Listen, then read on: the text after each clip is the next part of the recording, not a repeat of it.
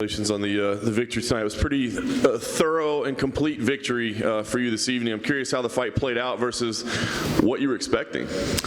Yeah, he's a super tough guy, man. He was taking a lot of really hard shots, but I'm very happy with my performance. You know, it was a very dominant win, 30-26 on one of the judges' scorecards. So can't argue with that. And really, the performance was due to, you know, leading into the fight, people were just saying we're just a couple of tough guys going to go out there and brawl pretty much. And then he set me off. He said he was going to go out there and prove he was the better fighter and the classier fighter and had more skills, and that kind of put a little chip on my shoulder, you know, because I think that I'm one of the most skillful guys out there. So it put a chip on my shoulder, and I didn't want to go out there and just get into a wild brawl. I wanted to go out there and prove that I was the better fighter and the more skillful. Yeah, pretty fantastic night for your team as well, though your buddies took your bonus money from you. But I'm just curious, I mean, what's going on there? I mean, you guys are becoming a powerhouse gym there. I mean, what's the secret to the success right now? Our coaches, 100%. It's the coaches that you see in the corner. It's the coaches you see behind the scenes and the work that they've done. And really, that comes down to the history of combat sport in New Zealand, you know, and the coaches that we've had. You know, we're so secluded, but we've been competing at a very high level and punching above our weight for a very long period of time. So there's a lot of knowledge on those islands down in the corner of the world. Yeah. You had a pretty phenomenal call out ready to go afterwards. Unfortunately, Dustin has already taken to Twitter and said, yeah, not interested. I'm interested in fighting Conor. Maybe you can go fight Cowboy in the meantime. So I'm curious, does fighting Cowboy interest you, or do you think you'll keep pursuing this Dustin thing and see if the UFC will put it together? He's gonna fight who? I think he wants to fight Conor, yeah. If he wants to sit around chasing leprechauns, that's his own problem. If he wants a real fight, that'll take it. He knows where to find me. Dan, congratulations on the win. Obviously, a lot of support from the Australians and the Kiwis here. With a win like that, are you excited to headline a card in New Zealand next year? What would that mean for you to headline that card? Yeah, I feel I'm a 5-round fighter, so I wanted to take the full 15 minutes and really showcase that. I felt like if I had another 2 rounds, you know, that I would have stopped them for sure. With another 10 minutes in there, picking them apart, that would have stopped them. I wanted to prove that I'm ready for a 5-round fight. You know, you can't go in there and just blow these top 10, top 5 guys out of the water. You know, top 15, and then these unranked guys, you can go out there and do that. You know, but they're so tough. This skill level so high that you have to match that. So that's what I was there. I was out there tonight to prove that I want a 5-round. I want a main event, 25 minutes, man. Obviously, Al is a great fighter. I mean, you've had some great wins before, but what do you think this does for you now, beating a classy guy like Al? He's a guy like Khabib had trouble putting away, and you put on such a dominant performance. What do you think that says about you and where you belong in the division? Yeah, he is. That's the number 6 ranked guy in the world. He fought for a title fight 2 ago. You know, that's why Dustin was on my hit list. You know, I wanted to follow Khabib's last 2 fights. I wanted to take Al Aquina, then I wanted to fight Dustin because he fought him last. Just quickly, there was a video that surfaced on the UFC Twitter page of you guys watching Brad Riddell do his thing in the back, and it looked like a pretty emotional time. It was you, Israel, and the City Kickboxing team. I'm just wondering, what was that like, being in the back watching Brad fight? Did it take any sort of focus away from your fight? I mean, it looked like you guys were jumping around, sort of. It was almost the fight before the fight in a lot of ways. We create energy, you know. A lot of people, you know, they shy away from things, or they don't want teammates on the same card because they don't want it to take away from their energy or drain their energy. But what we have, you know, we had 2 fighters fight last night on a show here in Melbourne, and then the night before that had another fighter fight there, and it just, our coaches, Eugene, just stacked the weekend, you know, keep us busy as possible. This is what we do, man. This is what we do at City Kickboxing. This is what our coaches do. So we wanted to,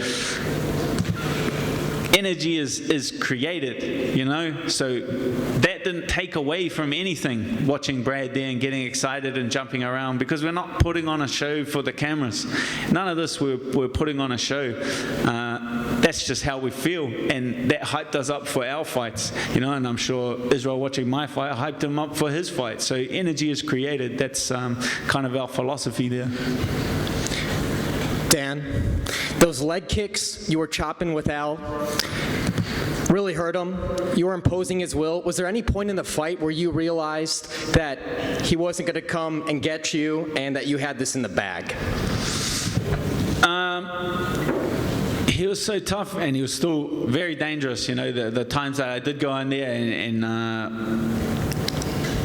attempt to put on a little more pressure, he planted his feet and he let me know that he was still there and he was still in the fight. He definitely let me know that at no point was he really creating opportunities, or at no point did he look for a way out, and you know, in by any means necessary. He was there to fight. You know, even at the end when he was coming forward, he wasn't just wildly coming forward and throwing punches at me, man. He was very calculated with what he did, and he wasn't leaving. He still made sure that he wasn't leaving any openings. If there's a long line when you guys get back to the city kickboxing gym, months wait for enrollment, do you want to take any of that compensation? No, I actually have my own gym in Auckland and New Zealand as well, so we got more than enough space for everyone.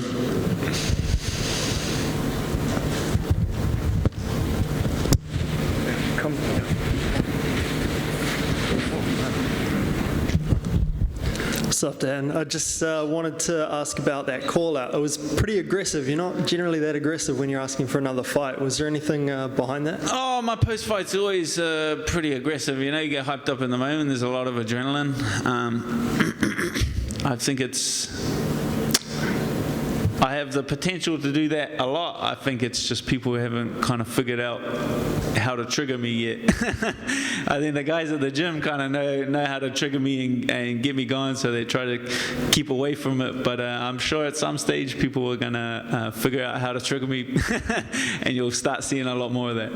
And you showed tonight that you can actually win on the scorecards. I think that's only your second win by judges' scorecard. Is that sort of a way of you showing, you know, I'm here, this is what I can do, sort of a breakout fight in a way like that? Yeah, I feel like it did answer a lot of questions in my game, with the grappling as well. It answered a lot of questions. You know, Alaquin is a very strong wrestler, and he couldn't get me down. He couldn't hold me down, and I feel like I dominated the grappling exchanges in that fight as well. So I feel like it answered a lot of questions. Pass it back in behind you. Dan, you've been around for a long time, especially in the local scene, mate, and I want you to try and tell me the difference between your first walk in MMA and the one that you did today. Yeah, that's pretty crazy. So my first fight, mate, we're going back 2009 when I made my debut, early 2009. At a YMCA in Auckland, you know, for a pro MMA fight, and there was only not too many people there, and cage was falling apart and things, and then to see the growth of the sport is incredible. You know, even going back to my first UFC fight, you know, the amount of attention that was around that, the amount of eyes, and you know, that comes down to Israel. That comes down to his ability to kind of capture that mainstream audience and get people's eyes and attention. So I feel like everyone in the UFC and everyone of us fighters owes him a lot of credit for that. And in my opinion, mate, that was your best performance to date. What do you think about it? Yeah, I'll have to go back and watch the film, but I felt very comfortable in there. I felt like I was doing very well, but I'll always find things to work and develop and improve my game for sure. And Dan, just at the end of the fight, I saw there was a really cool moment between you and your family. You were sort of walking out of the octagon, and your partner and your child were there, and you were in front of a packed capacity stadium. Just talk to us about what that moment was like when you were able to see them for the first time after beating the toughest challenge of your career. Yeah, so when I was there, at the prep point, I kind of seen her and caught my eye, and I looked and she looked away because she didn't want to distract me, which is good of her. But yeah, that moment will go down because she hasn't been in a fight since the last show in Auckland, which is 2.5 years. I've been fighting on the road, fighting in America. So to come back home and fight in front of a supportive crowd and have my family there meant the world to me, to have her and my baby there. And I'm just thankful that they were cage side, because I told the UFC very early on, you know, if I knock him out, I'm diving out of the crowd, and if you put it up the back, I'm not coming back. So that's why I was very happy that they had a cage side. So if that would have happened, she would have been nice and close, and I could have got my post fight. All right. Thanks, Dan.